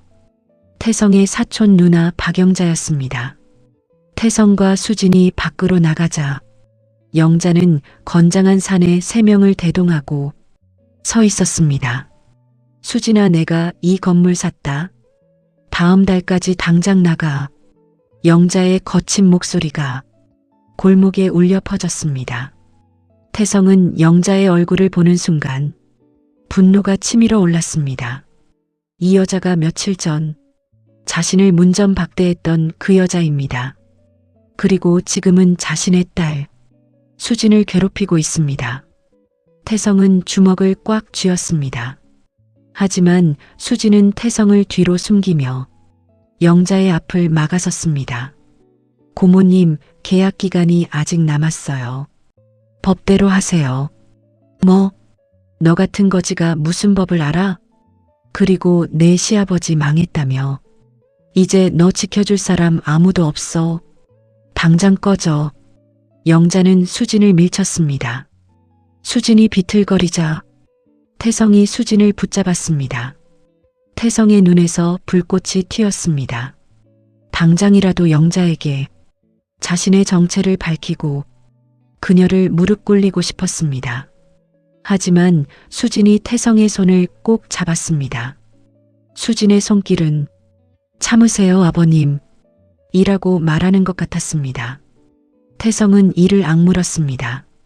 영자가 비웃으며 차를 타고 떠난 후 수진은 태성의 떨리는 손을 쓰다듬었습니다. 아버님, 괜찮아요. 저런 사람들은 신경 쓰지 마세요. 태성은 수진의 얼굴을 보며 다시 한번 다짐했습니다. 수진아, 내가 반드시 너를 지켜줄 게다. 그리고 영자, 그 여자는 내가 직접 처리하겠다. 태성은 수진이 가게로 들어간 후 다시 비서에게 전화를 걸었습니다. 목소리는 차갑고 단호했습니다. 나다, 지금 당장. 이 골목 전체 건물을 매입해라. 그리고 박영자, 그녀가 가진 모든 사업체의 자금줄을 끊어버려. 0.1초도 지체하지 마라. 태성의 눈에는 다시금 회장의 매서운 눈빛이 서렸습니다. 이제 곧 거대한 폭풍이 몰아칠 것입니다. 태성은 가게로 돌아와 수진이 내민 따뜻한 보리차를 마시며 생각했습니다. 수진아, 아빠가 늦었지만 이제부터라도 제대로 된 아버지가 되어줄게. 그리고 너를 괴롭힌 모든 사람들에게 대가를 치르게 하겠다. 태성은 수진이 모르는 사이 거대한 복수와 구원의 계획을 준비하고 있었습니다. 이틀 후 영자는 다시 나타났습니다. 이번에는 더 많은 사람들을 데리고 왔습니다. 건장한 용역 깡패들과 철거 업체 직원들이었습니다. 야, 이수진 경고했지. 오늘부터 철거 들어간다. 영자의 목소리가 골목 전체를 울렸습니다. 수진은 점심 장사를 준비하고 있던 중이었습니다. 손님 몇 명이 이미 가게 안에 앉아 있었습니다. 고모님, 아직 계약 기간이 남았다고 했잖아요. 계약? 그까짓 거 돈 몇 푼 던져주면 끝이야? 얼마나 받고 싶은데? 500? 1000? 말해봐. 영자는 비웃으며 가게 안으로 들어왔습니다. 그녀의 손에는 철거 예정이라는 붉은 글씨가 적힌 팻말이 들려 있었습니다. 이 지저분한 반찬 가게가 이 금싸라기 땅에 웬 말이야? 내가 여기 고급 레스토랑 지을 건데 당장 치워. 영자는 가게 안을 둘러보며 코웃음을 쳤습니다. 그리고 식탁 위에 놓인 반찬 그릇을 손으로 쳐서 바닥으로 떨어뜨렸습니다. 쨍랑 뜨거운 국물이 사방으로 튀었고 그릇이 산산조각이 났습니다. 고모님, 이게 무슨 짓이에요? 수지는 태성을 뒤로 숨기며 영자의 앞을 막아섰습니다. 하지만 영자는 멈추지 않았습니다. 저기 구석에 앉아있는 저 거지 노인네가 손님이야? 내 시아버지 망하더니 너도 같이 미쳤구나. 영자는 용역들에게 소리쳤습니다. 얘들아, 뭐해? 저 낡은 라디오부터 갖다 버려. 수진이 그토록 소중히 여기던 라디오. 민재가 첫 월급으로 사준 그 라디오. 용역 한 명이 라디오를 집어들었습니다. 안 돼요. 그건 안 돼요. 수진은 비명을 지르며 달려갔지만 용역은 이미 라디오를 바닥으로 내동댕이 쳤습니다. 쨍랑 라디오는 박살이 났습니다. 부서진 조각들이 바닥에 흩어졌습니다. 수진은 바닥에 주저앉아 울음을 터뜨렸습니다. 민재 씨가 사준 건데 수진의 오열을 보며 태성의 눈에서 불꽃이 튀었습니다. 더 이상 참을 수 없었습니다. 태성은 천천히 자리에서 일어났습니다. 넝마 같은 옷 사이로 숨겨져 있던 천억 자산가의 위험이 서서히 뿜어져 나오기 시작했습니다. 태성의 눈빛이 변했습니다. 더 이상 가난한 노숙자의 눈이 아니었습니다. 수천 명의 직원을 호령하던 회장의 날카로운 안광이었습니다. 그 손 치우지 못할까? 태성의 낮은 목소리. 하지만 그 목소리에는 엄청난 위압감이 담겨 있었습니다. 소란스럽던 가게 안이 일순간 정적에 휩싸였습니다. 영자는 코웃음을 치며 태성에게 다가왔습니다. 어머, 노인네가 제정신이 아니네. 너 죽고 싶어? 어디서 감히 누구한테 소리를 질러. 영자가 태성의 멱살을 잡으려 손을 뻗는 순간 가게 문이 부서질 듯 세차게 열렸습니다. 쾅! 정장을 입은 사내들이 들이닥쳤습니다. 태성의 비서와 보안 요원들이었습니다. 회장님, 늦어서 죄송합니다. 비서는 태성 앞에 공손히 고개를 숙였습니다. 그들은 순식간에 영자가 데려온 용역들을 제압했습니다. 뭐야? 너희가 누구야? 용역들은 보안 요원들에게 붙잡혀 움직일 수 없게 되었습니다. 비서는 태성에게 서류 봉투를 건넸습니다. 회장님, 지시하신 대로 이 구역 전체의 소유권 이전을 완료했습니다. 그리고 박영자 씨가 소유한 모든 부동산의 압류 절차도 진행 중입니다. 영자의 얼굴이 종이장처럼 하얗게 변했습니다. 그녀는 믿을 수 없다는 듯 태성의 얼굴을 뚫어지게 바라보았습니다. 검이 묻은 노숙자의 얼굴. 하지만 그 뒤로 익숙한 얼굴이 보이기 시작했습니다. 태성이. 박태성이야. 영자의 목소리가 떨렸습니다. 설마 정말 태성이야. 이게 어떻게 된 일이야? 태성이 망했다고. 그래서 태성은 천천히 얼굴에 검을 닦아냈습니다. 그리고 영자를 차갑게 내려다보았습니다. 그래, 내 눈에는 내가 망한 거지로 보였겠지. 내 본성을 확인하기 위해 내가 넉마를 좀 걸쳐봤다. 태성의 목소리는 얼음장처럼 차가웠습니다. 그런데 영자 누나, 너는 내 누나이기 전에 사람도 아니었구나. 태성은 바닥에 박살난 라디오를 내려다보았습니다. 그리고 주저앉아 울고 있는 수진을 정중하게 일으켜 세웠습니다. 수진은 지금 벌어지는 상황이 꿈인 것만 같아 멍하니 태성을 바라보았습니다. 아버님, 이게 무슨... 태성은 수진의 눈물을 닦아주며 말했습니다. 수진아, 놀라게 해서 미안하구나. 이제 설명해 줄게. 태성은 가게 안에 있는 모든 사람이 들을 수 있도록 단호하게 말했습니다. 오늘부터 이 건물, 아니 이 골목 전체의 주인은 내가 아니다. 바로 내 며느리. 아니. 태성은 잠시 숨을 고르며 수진의 손을 꼭 잡았습니다.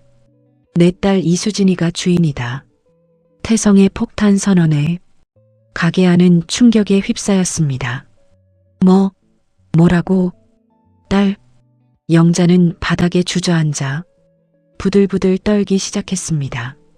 수진도 태성을 믿을 수 없다는 표정으로 바라보았습니다.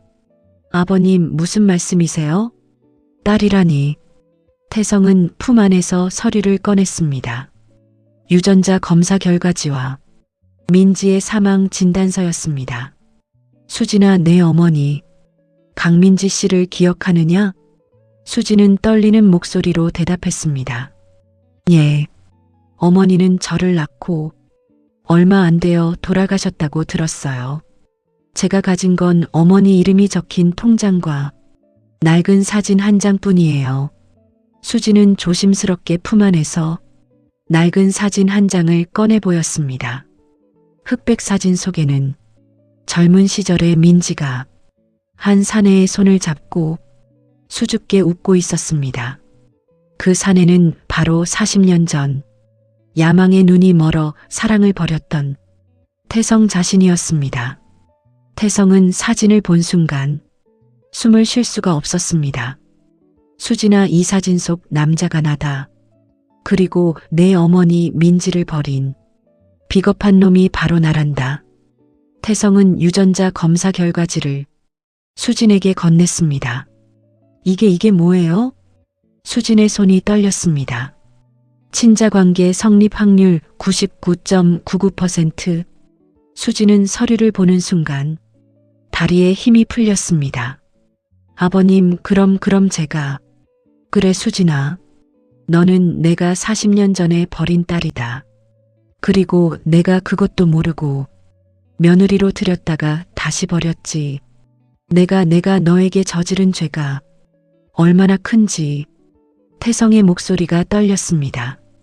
수진은 충격에 휩싸여 뒤로 물러섰습니다. 12년 동안 모셨던 시아버지가 사실은 자신을 버린 친아버지였으며 남편 민재는 피가 섞이지 않은 양자였다는 사실, 그리고 그 모든 비극의 중심에 태성의 비겁함이 있었다는 진실, 모든 것이 수진을 덮쳤습니다. 민재 씨는 그럼 저랑, 민재는 내가 입양한 아들이었다. 너희 둘은 피가 섞이지 않았어. 하지만 그것도 내가 늦게 알았단다. 만약 미리 알았더라면. 태성은 말을 잇지 못했습니다. 그 순간 가게 밖에서 큰 굉음이 들려왔습니다. 쿵! 영자의 사주를 받은 마지막 용역이 굴착기를 몰고 돌진해 온 것이었습니다. 영자는 마지막 발악으로 소리쳤습니다. 부숴! 이 가게만은 반드시 부숴버려. 거대한 강철팔이 반찬가게의 낡은 간판을 향해 휘둘러졌습니다. 안 돼요. 이 가게는 안 돼요. 수진은 본능적으로 가게 문 앞을 가로막았습니다. 이곳은 남편 민재의 추억이 깃든 곳이자 12년 동안 자신이 지켜온 유일한 보루였습니다. 태성은 비명을 지르며 수진에게 달려갔습니다. 수진아, 피해라. 태성은 수진을 감싸 안으며 바닥으로 몸을 날렸습니다. 쾅! 굴착기의 강철팔이 가게 간판을 내리쳤습니다.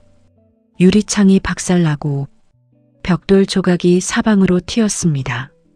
먼지 구름이 일고 사람들의 비명이 터져 나왔습니다. 태성은 오직 수진의 몸을 감싸 안는 것에만 온 힘을 쏟았습니다.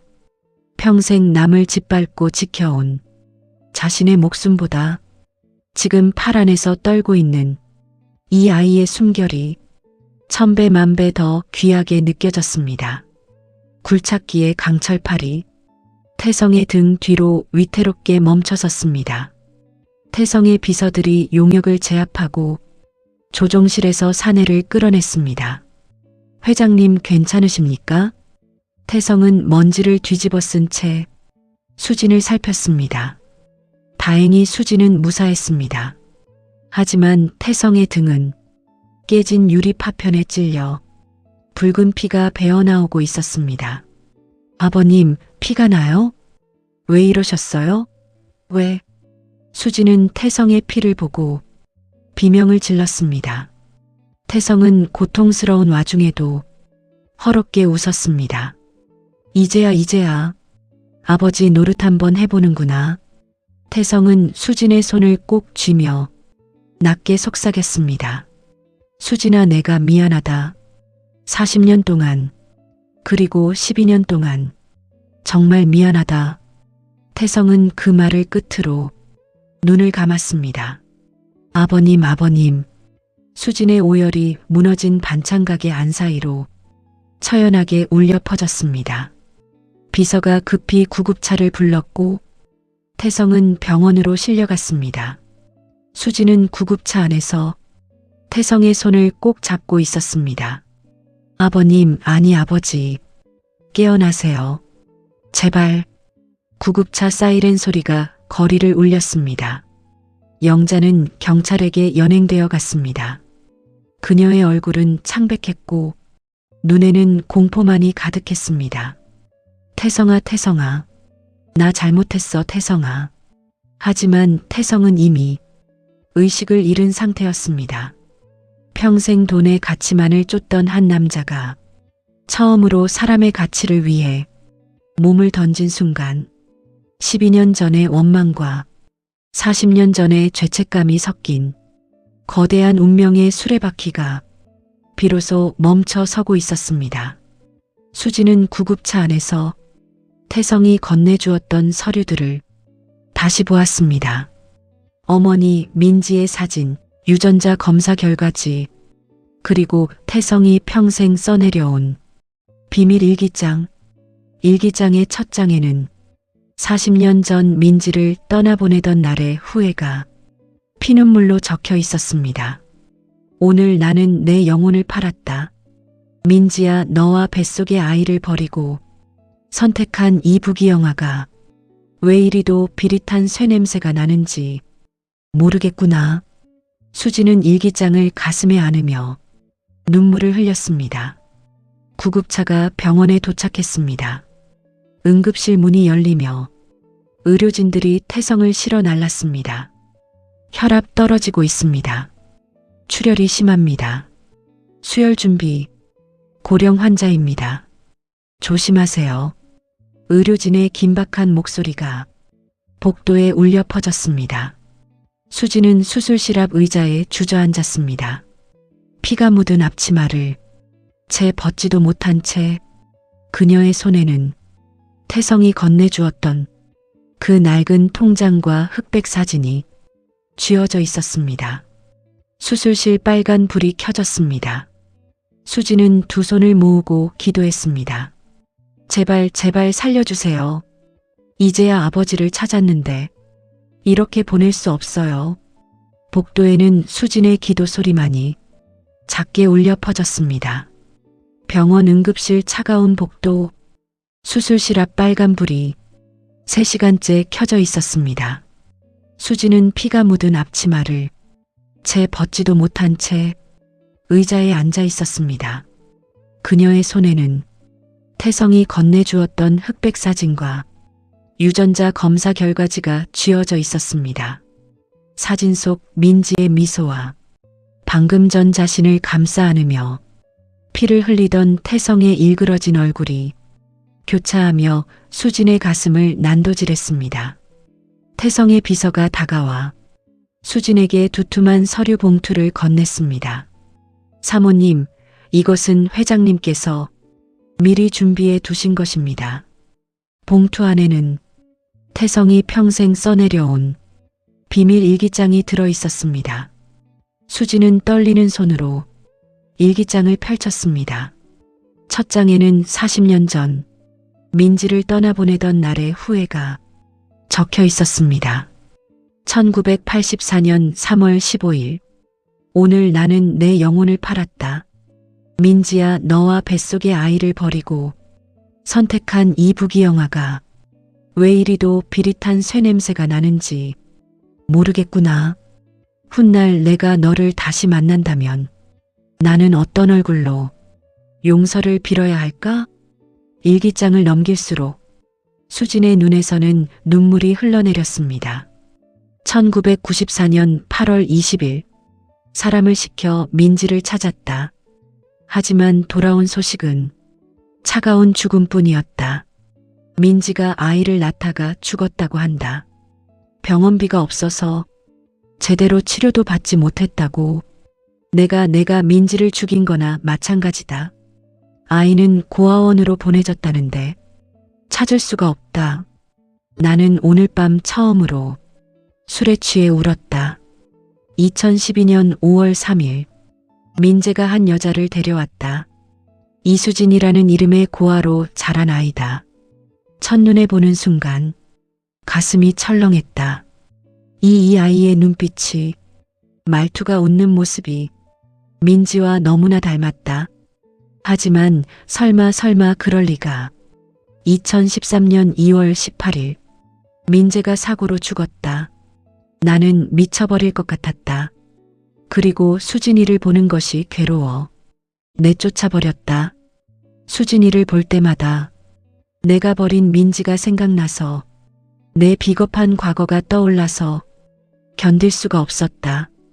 2022년 6월 10일 3년 동안의 조사 끝에 수진이가 민지의 딸이라는 사실을 확인했다. 유전자 검사 결과 내 친딸이 확실하다. 하늘이 나를 벌하려고 내 딸을 며느리로 보낸 것이다. 나는 내 딸을 2번이나 버렸다. 40년 전에 한 번, 12년 전에 또 한 번. 나는 인간이 아니다. 나는 짐승만도 못한 놈이다. 수지는 일기장을 읽으며 가슴을 쳤습니다. 일기장 곳곳에는 수진이 반찬 가게를 운영하며 살아온 지난 12년 동안의 기록도 남아 있었습니다. 2015년 9월 5일 수진이가 오늘도 통장에 15만 원을 입금했다고 한다. 나를 위해서라고. 나는 오늘 밤 서재에서 혼자 술을 마시며 울었다. 내 딸 수진이가 나를 위해 모은 그 돈, 한 푼 한 푼이 얼마나 무거운지, 내가 가진 1,000억의 재산이 저 아이의 10만 원보다 가볍다는 사실이 나를 죽이고 싶게 만든다. 2020년 12월 24일 크리스마스 이브 수진이는 홀로 가게에서 반찬을 만들고 있다고 한다. 가난한 노인들에게 무료로 반찬을 대접한다고. 나는 호텔에서 비싼 코스 요리를 먹으며 혼자 있다. 내 옆에는 돈만 보고 모여든 사람들 뿐이다. 누가 진짜 부자인가? 수진이다. 수진이가 진짜 부자다. 2024년 11월 30일 결심했다. 내가 모든 것을 잃은 척하고 수진이를 찾아가겠다. 수진이가 나를 외면한다면 그때는 정말로 이 세상을 떠날 작정이다. 하지만 혹시라도 수진이가 나를 받아준다면 나는 남은 인생을 수진이를 위해 살겠다. 수진은 일기장을 가슴에 안으며 소리 없이 오열했습니다. 자신을 미워해서 버린 줄로만 알았던 아버지가 사실은 자신의 비겁함을 견디지 못해 멀리서 죄인처럼 지켜보고 있었다는 진실, 그리고 12년 전에 그 모진 이별마저도 서툰 속죄의 방식이었다는 사실, 모든 것이 수진의 가슴을 갈기갈기 찢어놓았습니다. 그때 수술실 불이 꺼졌습니다. 의사가 나왔습니다. 수진은 벌떡 일어나 의사에게 달려갔습니다. 선생님, 제 아버지는 어떻게 됐어요? 다행히 생명에는 지장이 없습니다. 하지만 고령의 나이에 출혈이 많아서 일주일 정도는 중환자실에서 지켜봐야 합니다. 수진은 그 자리에 주저앉으며 하늘에 감사했습니다. 감사합니다. 정말 감사합니다. 며칠 후 태성이 중환자실에서 일반 병실로 옮겨졌습니다. 수진은 밤낮 없이 태성의 곁을 지켰습니다. 그리고 5일째 되던 날, 태성이 천천히 눈을 떴습니다. 수진아, 여기가 꿈속이냐 아니면 하늘나라냐? 태성의 목소리는 약했지만 의식은 또렷했습니다. 수진은 태성의 손에 자신의 얼굴을 묻으며 대답했습니다. 아버지, 꿈 아니에요. 저 있어요. 왜 그렇게 바보같이 사셨어요? 왜 혼자서 그 무거운 짐을 다 지고 계셨어요? 수진은 태성을 아버님이 아닌 아버지라고 불렀습니다. 태성은 떨리는 손을 들어 수진의 머리카락을 만졌습니다. 평생을 회장님 소리만 듣고 살아온 그였지만 지금 수진이 불러주는 아버지라는 말 한마디가 세상 그 어떤 지위보다도 명예롭게 느껴졌습니다. 미안하다. 내가 너무 늦었지. 태성의 눈에서 눈물이 흘러내렸습니다. 민지한테 가서도 너를 만났다고, 내가 나를 용서해줬다고 말하고 싶어서, 그래서 죽지도 못하고 돌아왔나 보다. 수지는 태성의 손을 꼭 쥐며 말했습니다. 아버지, 이제 아무데도 가지 마세요. 저랑 같이 반찬 가게도 다시 세우고 같이 장사도 해요. 아버지, 돈 필요 없어요. 그냥 제 옆에서 따뜻한 밥 드시는 것만 보면 돼요. 태성은 수진의 말에 아이처럼 소리내어 울었습니다. 고맙다. 정말 고맙다. 내가 내 딸이어서 정말 다행이다. 두 사람은 한참 동안 손을 맞잡은 채 울었습니다. 40년의 원망과 12년의 오해가 눈물과 함께 씻겨 내려갔습니다. 1년이 지났습니다. 충청도 그 작은 골목에 낡은 반찬 가게는 이제 전국에서 모여드는 사람들의 명소가 되었습니다. 하지만 번듯한 대형 식당으로 변한 것은 아닙니다. 태성과 수지는 가게를 확장하는 대신 낡은 벽지를 새로 바르고 삐걱거리던 의자를 튼튼한 것으로 교체했을 뿐 예전의 소박한 분위기를 그대로 지켜냈습니다. 가게 입구에는 새로운 간판이 걸렸습니다. 진심을 담은 한 그릇, 민지와 수진. 그 옆에는 1년 전 박살났던 라디오를 완벽하게 복원해 놓은 전시함이 생겼습니다.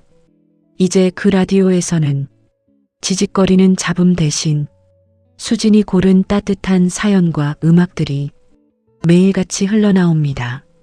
사람들은 반찬을 사며 그 라디오를 한 번씩 쓸어만지고 갑니다. 그 속에 담긴 인내와 사랑의 무게를 알고 있기 때문입니다. 태성의 일상은 1년 전과는 180도 달라졌습니다. 새벽 4시, 태성은 수진보다 먼저 일어나 주방으로 향합니다. 이제 태성은 정장보다는 편안한 면바지에 앞치마가 더 잘 어울리는 노인이 되었습니다. 아버지, 벌써 일어나셨어요? 응. 오늘은 내가 육수 먼저 끓여뒀다. 수진아, 너는 조금 더 자거라. 아이고, 우리 아버지 고마워요. 수진은 태성의 등을 쓰다듬으며 함께 주방에 섭니다. 두 사람은 나란히 서서 아침 준비를 합니다.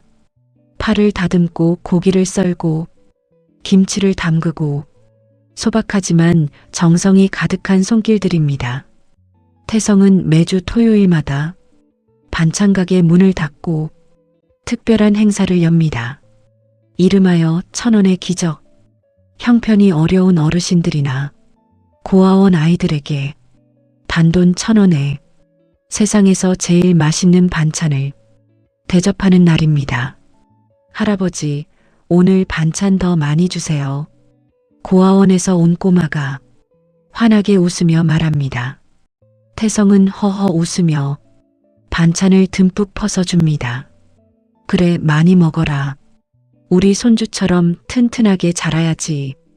태성은 이제 돈을 셀 때보다 반찬을 비운 손님들이 잘 먹었습니다, 할아버지라고 인사할 때 훨씬 더 큰 행복을 느낍니다. 태성의 등 뒤로 햇살이 따스하게 내리쬐입니다. 1년 전 유리 파편에 찔렸던 그 흉터는 이제 수진과의 연결을 상징하는 훈장처럼 남았습니다. 가게 벽면에는 새로운 사진들이 걸렸습니다. 태성과 수진이 함께 찍은 가족 사진, 시장에서 장을 보는 사진, 복지재단 개원식 사진, 모두 1년 동안 쌓아온 행복한 추억들입니다. 태성은 이제 회장실의 권위적인 의자보다 반찬가게 구석의 낡은 나무 의자를 더 사랑하게 되었습니다. 회사 일은 전문 경영인에게 맡기고 태성은 오로지 수진과 함께하는 시간에만 집중합니다. 어느 날 오후 가게에 특별한 손님이 찾아왔습니다. 1년 전 태성이 거짓골로 찾아갔을 때 문전박대했던 조카 현수였습니다. 회 회장님. 현수는 고개를 푹 숙이고 들어왔습니다.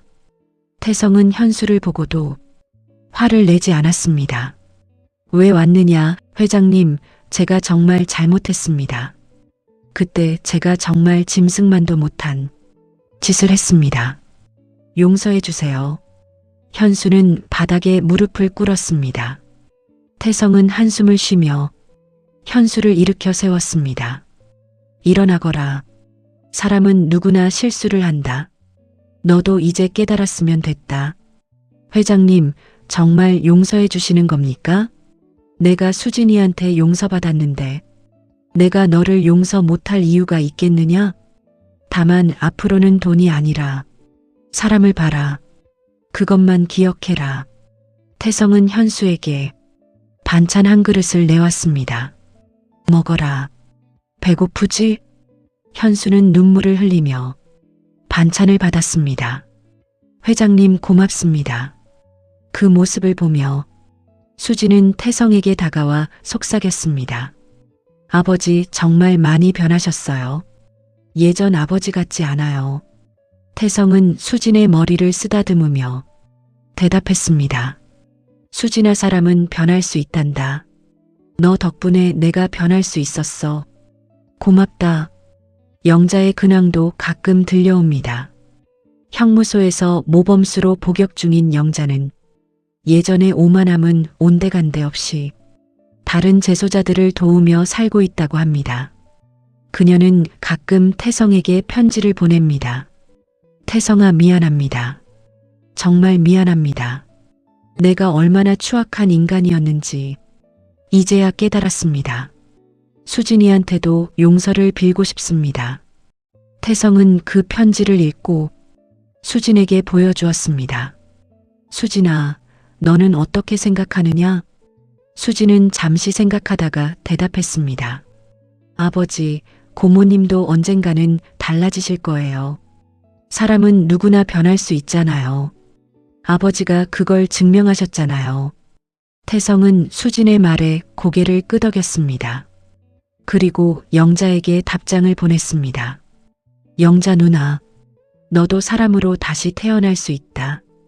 출소하면 우리 반찬 가게로 와라. 수진이가 따뜻한 밥 한 끼 대접해 줄 것이다. 어느 맑은 오후, 태성과 수진은 민지의 묘소가 있는 선산을 찾았습니다.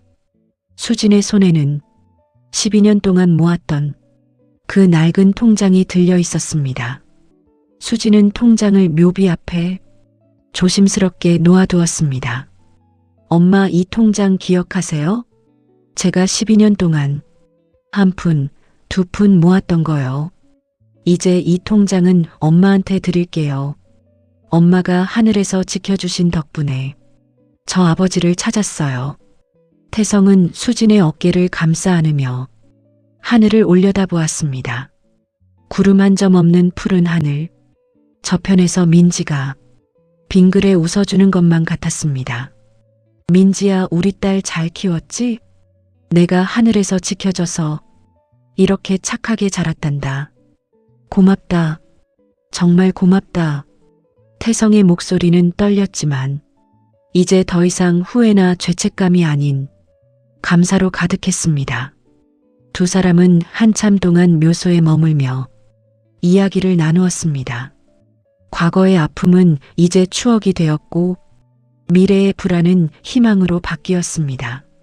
저녁 무렵 가게로 돌아온 태성과 수진은 함께 저녁 장사 준비를 했습니다. 단골 손님들이 하나 둘 들어오기 시작했습니다. 사장님, 오늘도 반찬 좀 주세요. 할아버지, 저도요. 저희는 둘이요. 가게는 금세 손님들로 가득 찼습니다. 태성은 수진과 함께 분주하게 움직이며 손님들을 맞이했습니다. 한 손님이 말했습니다. 사장님, 여기 반찬은 다른 데랑 뭔가 달라요. 맛도 맛이지만 먹고 나면 마음이 따뜻해지는 것 같아요. 수진은 환하게 웃으며 대답했습니다. 감사합니다. 저희는 그냥 정성껏 만들 뿐이에요. 태성은 그 모습을 보며 흐뭇하게 웃었습니다.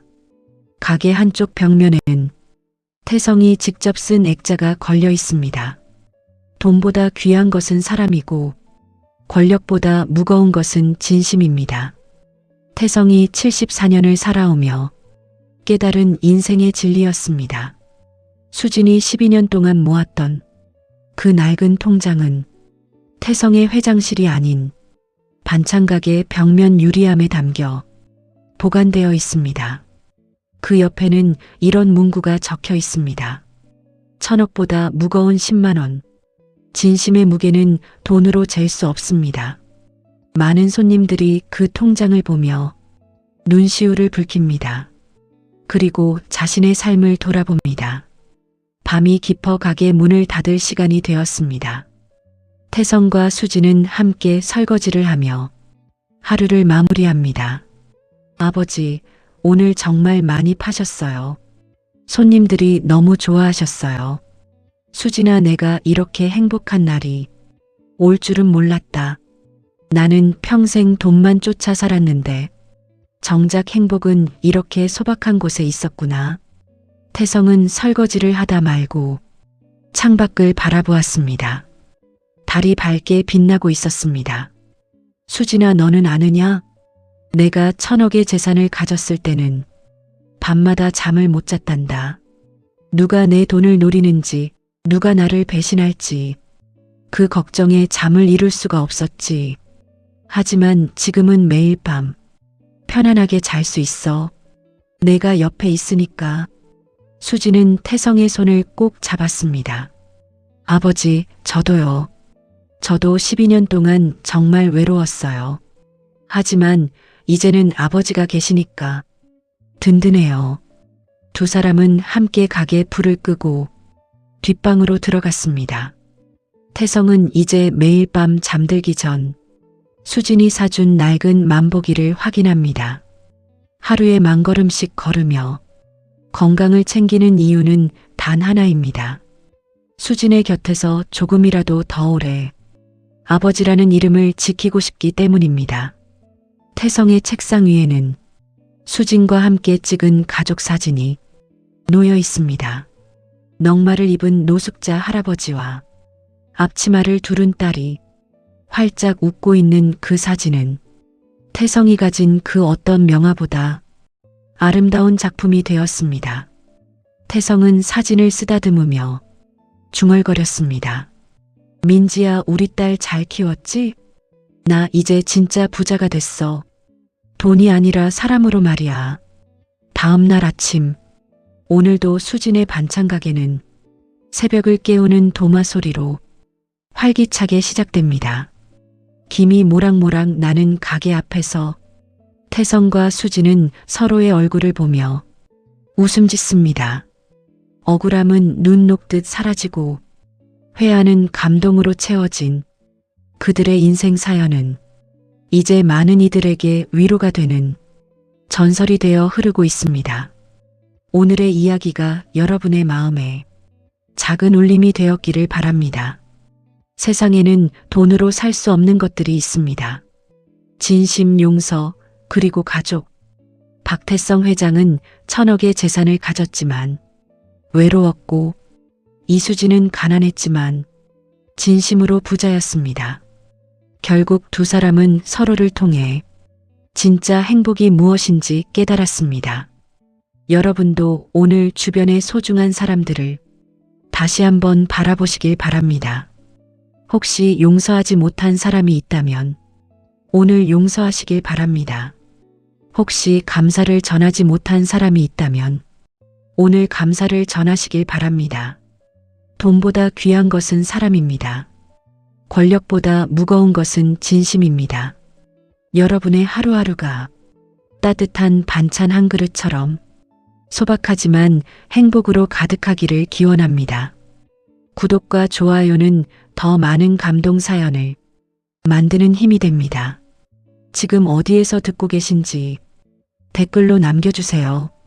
그곳에 행운과 복이 가득하기를 기원하겠습니다. 여러분의 오늘을 늘 응원합니다. 감사합니다.